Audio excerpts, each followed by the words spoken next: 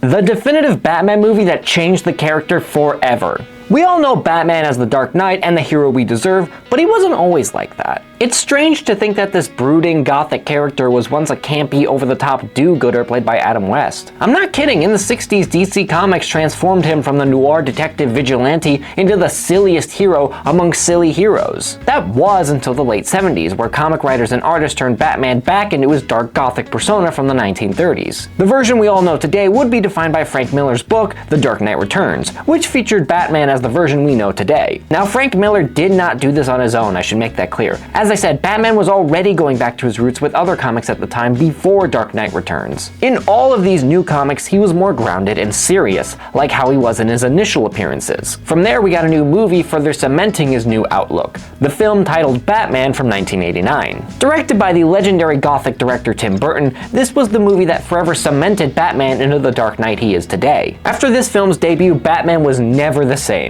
Gone were the campy, colorful elements of the Adam West era, and now Batman lived in a gothic, industrial world, taking down the most dangerous evils our world created. The movie was huge, some people calling it the very best comic book film ever made. This film was so successful that when it came out, it became the 6th highest grossing film of all time. Do you know how crazy that is? I mean, yeah, now superhero movies are top billing for box office, but back then, only the first Superman generated this much money. Not only did it do over $400 million at the box office, but they also made over $750 million in merchandise. So I think it was a hit. Turns out the secret to a successful comic book movie is, and be ready for this one, make a movie that's faithful to the source material. I know, shocking. This film was so great that DC made the Batman animated series to continue this dark take on Batman in the form of a cartoon. And we all know how awesome that would turn out to be as Batman the Animated Series. People are still talking about that show to this day. The film was such a big hit that it would incite DC to make more and more Batman films, which are still coming out to this day. In fact, last year there was a follow-up to this movie in the form of a book called Batman Resurrection, taking place directly after this movie. I haven't finished it yet, but from the 40 pages I've read, it's really good. We're here to talk about the movie, however, so without further ado, my name is Rocko from Remlore, and let's dive in. By the way, if you enjoyed this video, make sure to like and subscribe, because we upload videos just like this one on our Remlore channel. We upload a great new video every Tuesday, Thursday, and Friday, so make sure you're subscribed with that bell pressed so you get notified when we upload. We start out with the definitive legendary Batman theme by Danny Elfman, an amazing composer. I absolutely love this dark tune. It's dark, it's epic, and it's so amazing that no other Batman theme after this has come close. I love the Batman theme from the 2004 cartoon, but even I have to admit defeat on this one. The Danny Elfman version is all time. I listened to this track all the time as a kid,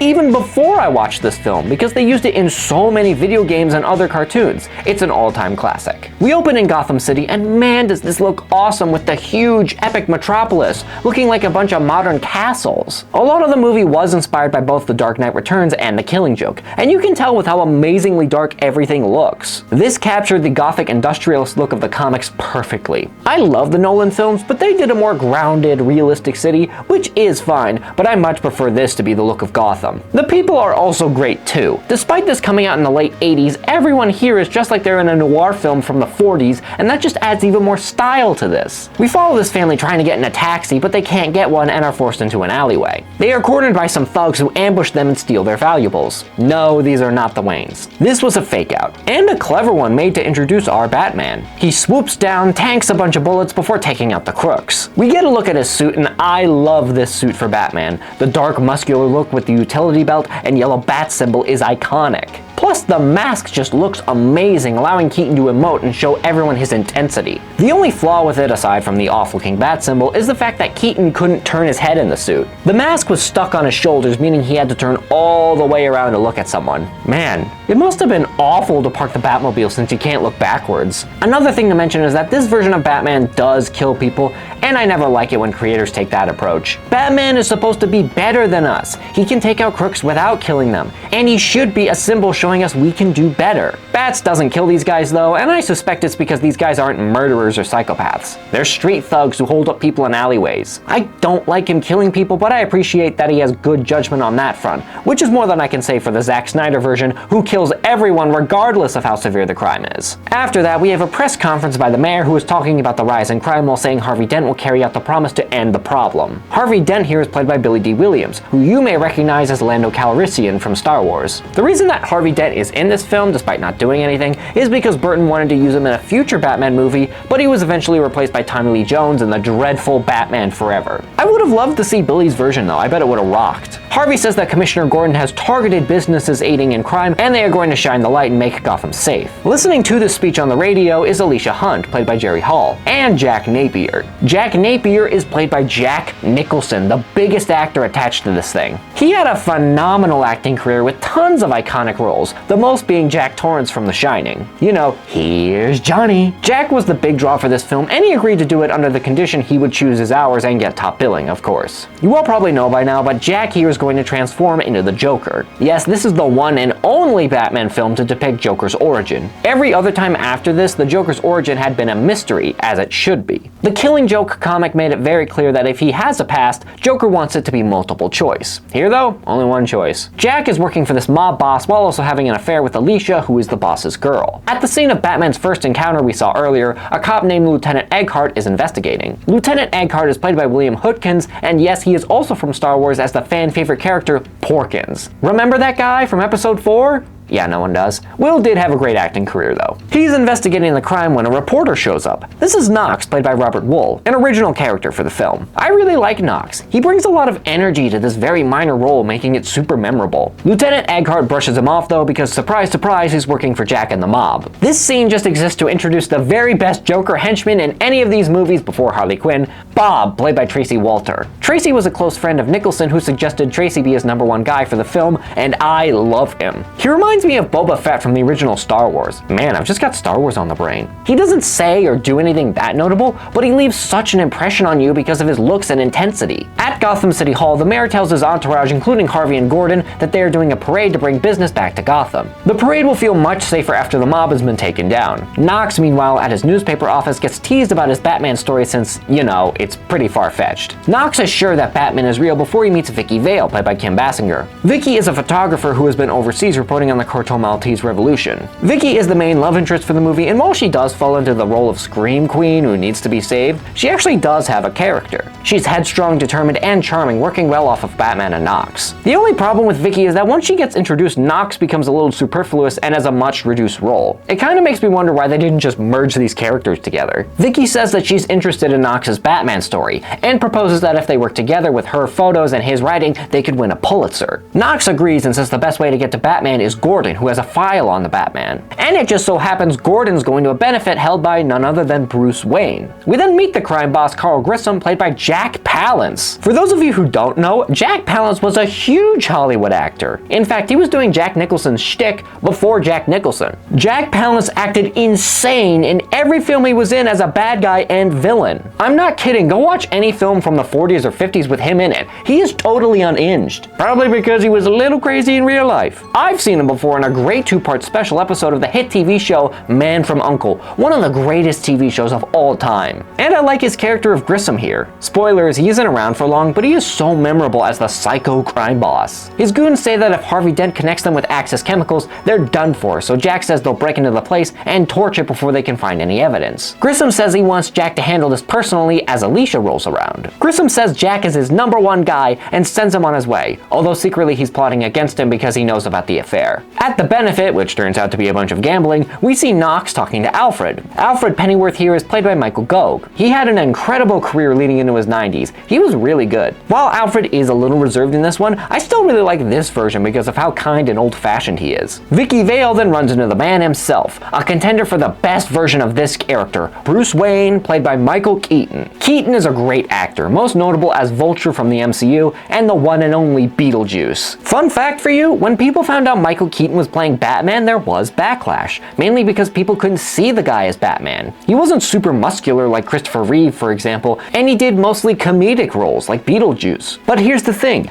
that's why he was so perfect. You couldn't see this guy as Batman. You couldn't imagine this guy spends his nights as a superhero. Think of every other actor who's played Batman. Christian Bale, Robert Pattinson, Kevin Conroy. You could picture those guys having a secret superhero life. Keaton, though, you would never guess, and that's why it's so perfect and works so well in this film. Plus, he's just awesome as both Bruce Wayne and Batman, coming off as both kind and relatable when he's Bruce, as well as scary and intimidating when he puts on the cape and cowl. Keaton is so good, he even fools himself. This version of Bruce is so consumed by his Batman life, in this introduction he literally forgets he's Bruce Wayne in a moment when he's caught off guard. And that happens a few times in the film. Knox, meanwhile, is talking to Commissioner Gordon, asking him about the Batman, but he denies the Cape Crusader's existence. Commissioner Gordon is played by Pat Hingle, who, along with Michael Gove, are the only actors in all 4 of the Tim Burton Batman movies. Gordon is pulled away from the game, though, as an officer tells them they got a tip Jack is going to attack Axis Chemicals, so they rush out. Knox and Vicky go looking for Gordon, but find themselves in a room filled with armor and wonder what Bruce is like, as Bruce is right behind them. Bruce introduces himself, and these 3 together are just great, bouncing off one another, asking questions about the Batman. We get a look inside of the Batcave, where Bruce is rewinding the tape to find out what Gordon was talking about, as he had cameras planted all over the house. The dirty Lieutenant Eckhart from earlier shows up with his officers and tells them to shoot Jack dead before they go inside. Jack and his crew break into the safe but find nothing there, realizing they've been set up. A big gunfight breaks out when Gordon and his cops show up, taking over, saying Jack is not to be killed. Batman shows up and fights some of the criminals, showing himself to Gordon before going after Jack. Jack is busting open some dangerous chemicals to cover his escape, but Batman cuts him off. Batman grabs him but is forced to let him go after Bob holds Gordon at gunpoint. Jack picks up a gun to shoot Batman, but Batman disappears. As Bob runs off, Jack kills Eckhart before Batman reappears and deflects his bullet back at him. It hits Jack in the face and he goes over the edge. Batman tries to pull him up, but Jack falls into the vat of chemicals. Batman grapples away as we see Jack isn't dead yet. The next day at the newspaper place, Knox and Vicky try to figure out how the Batman gets around, but right now Vicky has a dinner date with Bruce. They have a comedic dinner in Bruce's formal dining room, and this is another instance of Bruce being so disconnected from his life, because he admits he's never even been in this room before. Vicky's fine with it though, as they move to a much nicer table.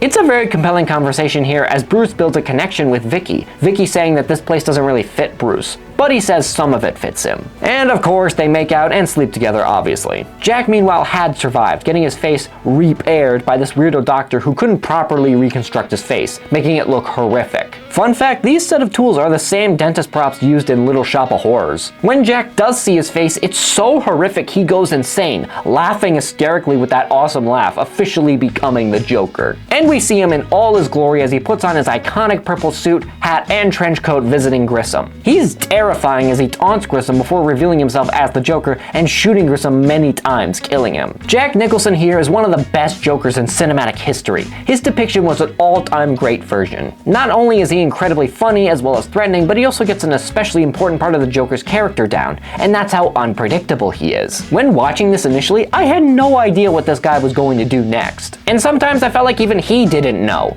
And that's how you get a great Joker. I mean, it was super easy for Jack. He had basically been playing the role his whole life. I wouldn't say he's my favorite, that either goes to Heath Ledger or Mark Hamill, but this is really good. Joker takes over for Grissom and shows off how crazy he is by joy buzzing one of the Stooges to death and throwing the rest to his goons. Joker tasks his #1 guy Bob with getting information about the Bat courtesy of Knox. Vicky, meanwhile, is looking into Bruce Wayne but can't find anything, so she decides to follow him as he travels. She follows him to an alleyway where Bruce is leaving flowers for his fallen parents with a great look of sadness on his face. Bruce walks by City Hall where Knox and a bunch of reporters are talking to one of Grissom's men. A bunch of mimes walk by with Bob nearby. This was all a setup as Joker shows up and kills the goon. The mimes open fire into the sky, which allows Joker to get into his car as Bruce watches. There's a really nice touch here. The first time they met, it was Jack and Batman. Here, it's Bruce and Joker. And in the climax, it's going to be Batman meeting Joker. It's one of the few times all of their personas get to interact. Another nice touch is when everyone is panicking and going down to the ground because of the gunfire, Bruce is standing by unbothered. He's so desensitized to all of this because of his life as Batman. He thinks in this moment he's bulletproof like Batman. Joker is rewatching the news of the attack and is upset Batman is all they talk about, while he's not even mentioned.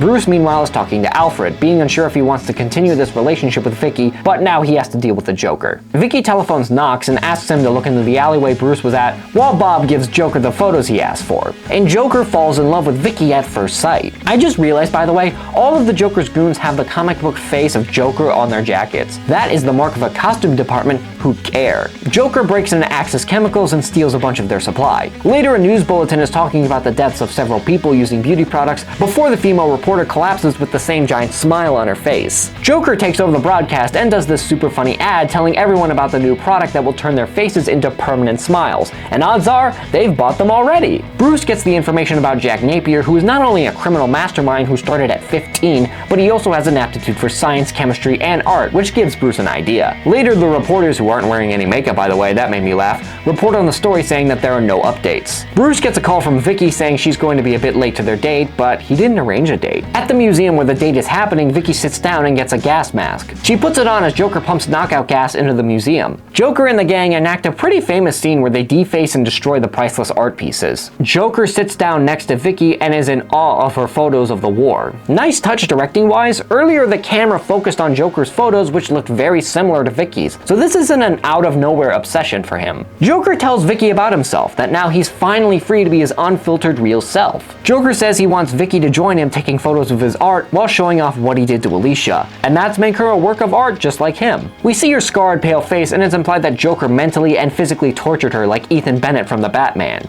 Like what I said about being unpredictable, 1 minute saying Vicky is so beautiful and wanting to recruit her, now tries to melt her face off with acid. You can see it on his face too. He was surprised he did that. Vicky throws water in his face, revealing his Joker face as Batman drops in to save Vicky. They zipline out of there before Batman shows off the awesome Batmobile. Fun fact, when they showed Burton the design for the Batmobile, which is one of the best, and based on jet engines, he said, "Great!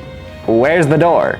And they couldn't answer, they actually forgot the door. They had to make the top open up at the last minute because of the big oversight, but now it's iconic. Batman and Vicky jet away as Joker's goons go after them. Batman trips up the goons in the car before getting stuck, forcing the pair to run out into the street. They get chased by more bad guys and Batman goes to fight, safely getting Vicky away before taking them all out. What I really love about this movie is that it's not afraid to be a fun comic book movie. So many other superhero flicks before and after this one feel ashamed to be based on a comic book. They take away many of the elements that made them so much fun and so enjoyable. This film allows itself to get bombastic at times, and it just makes the movie more enjoyable. Yeah, I don't mind the grounded hero stuff. For example, I really like the Daredevil show, but this I enjoy just as much. Batman beats the bad guys and takes Vicky to the Batcave through a secret entrance. Once inside, Batman explains that this isn't one product killing people, it's a combination of products used together. Batman's compiled the list and tells Vicky to put it in the papers, but Vicky wonders if they can trust Batman.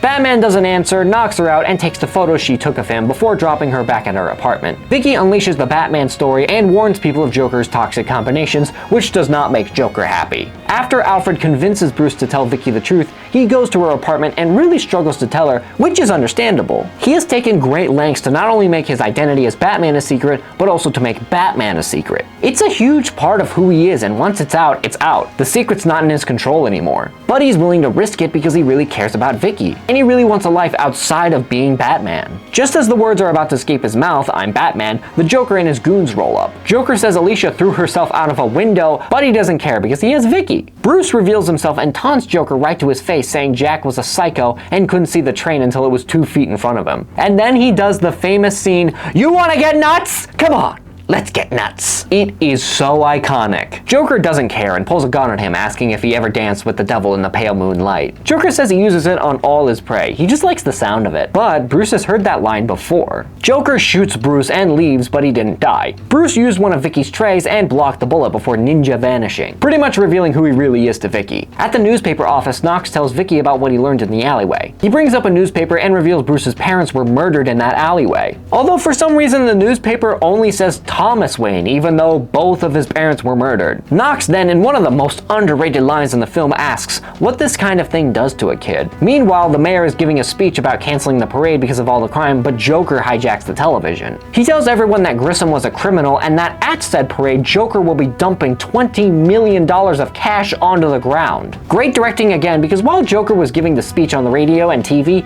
no one was paying attention to him, just going about their lives. But as soon as he brought up the money, they all turned their heads. Joker ends this by calling out Batman, wanting to know who he is. In the Batcave, Bruce is looking over the file of his parents' murder. He remembers the night vividly. They just walked out of the theater and down Crime Alley when 2 criminals cornered them and one of them shot his parents dead. The man who shot them asked if they ever danced with the devil in the pale moonlight, revealing that Jack Napier was the one who killed Bruce's parents. Another great directing touch. Seriously, this is why Tim Burton is awesome. He sneaks in so much storytelling in every scene. Earlier, when Bruce was looking at Jack's file, there were 2 photos. One was the updated photo, and the other was his younger self who killed Bruce's parents. It's so good. He also didn't notice it because there were other files stacked on top of it. Now there is a bit of controversy with this decision. The Joker was the one who killed Bruce's parents, and it has been criticized. Most fans prefer it when it's a random street thug, a nobody who caused such a traumatic event. While yes, I do prefer it to be a common criminal, I am okay with different interpretations as long as the characters stay faithful to the source material. Plus, it does create a new interesting dynamic between Batman and Joker we haven't seen. Because in a way, they created each other. Joker killed Bruce's parents, and Batman accidentally drove Jack into the chemicals. Alfred then brings Vicky into the Batcave, which surprises Bruce. I have to defend something that was criticized about this film,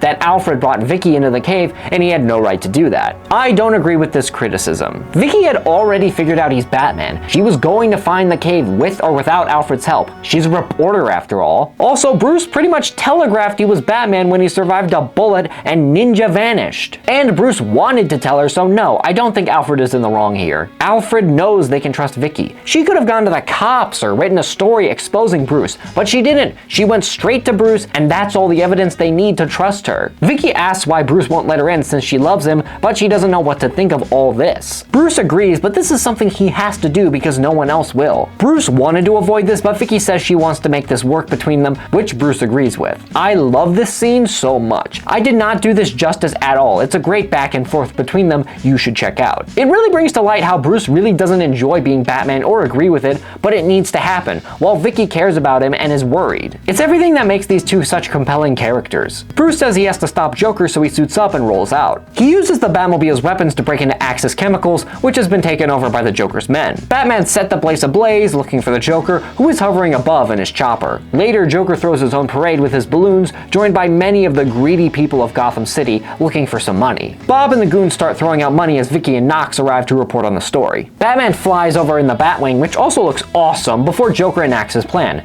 which is to gas everyone there with poison in his balloons. Knox grabs a mask and uses a bat to beat up some crooks. Batman flies down and grabs the balloons with his Batwing, getting them away from the city. Knox gets knocked out in the garbage, and I should mention that in the original script, he was supposed to die. Knox was going to be killed by the Joker's gas in the climax, but the creators liked his character so much they decided to let him live, which makes me wonder why this character didn't come back in Batman Returns. Best joke in the movie next? Joker asks Bob to hand him a gun, and as soon as he does, Joker shoots him dead. While it is sad to see him go, it was very funny. The goons shoot in the air, so everyone leaves as Joker takes down the Batwing with his long revolver. After that, Joker kidnaps Vicky and forces her into the cathedral as Batman pulls himself out of the wreckage to go after them. Commissioner Gordon and the police also show up as Joker takes Vicky to the top of the cathedral and drops the massive bell down to the staircase. This ensures the cops can't get to them, but Batman's still hot on their trail. Batman makes it to the top where a bunch of acrobatic goons show up to fight him. It's a pretty cool fight, but as it's going on, Joker is having this slow dance with Vicky. Batman is struggling because of course he just went through a plane crash, but he does fight off the goons. Meanwhile, Vicky tricks the Joker by making him think she's falling in love with him, when behind his back she's clearly grossed out. This gives Batman time to sneak up and give the Joker the same line he gave his parents. Joker says Batman made him, but Batman retorts with Joker making him first after he killed his parents. This is the only part of the film that's a little underwhelming. While it is a cool back and forth, it should have so much more weight. I mean, this was done much better in the comics and other cartoons, mainly Batman the Brave and the Bold. Underrated show. There, when Batman confronts Joe Chill, the guy who murdered his parents, he's filled with so much rage and anger. He says cold lines that he had probably rehearsed a million times in his head, saying he's the son of the couple Joe murdered. Then he takes off his mask, revealing himself as Bruce, so Joe knew who was about to take his life. It's such a good moment in Batman's history, especially when Batman decides not to take Joe's life, saying that even though Batman may die with Joe revealing his identity, Bruce Wayne will live in spite of Joe taking his parents. What they do in this movie is fine, it's just a little too underplayed. Batman should be seething with rage and frothing at the mouth for a chance at revenge, and Joker should be terrified to his core because he knows death is coming. Batman actually goes to kill the Joker by punching him off the ledge, but he pulls Batman and Vicky down instead. They're all hanging on for dear life as Joker tries to kill them